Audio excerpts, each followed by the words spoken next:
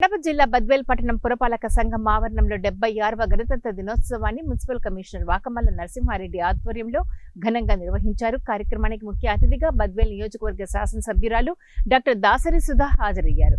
ఈ సందర్భంగా భారతదేశానికి స్వాతంత్ర్యం పోరాటాల గురించి, స్వాతంత్ర పోరాటంలో అమరులైన అమరవీరులకు శ్రద్ధాంజలి ఘటించి నాటి నాయకుల స్ఫూర్తితో దేశ అభివృద్ధికి ప్రతి ఒక్కరూ తమ వంతు బాధ్యతగా మెలగాలని, కులాలు మతాలకు అతీతంగా మెలగాలని ఆమె ప్రసంగించారు. కార్యక్రమంలో పురపాలక కౌన్సిలర్లు, మున్సిపల్ అధికారులు, మున్సిపల్ సిబ్బంది ఇందులో పాల్గొన్నారు.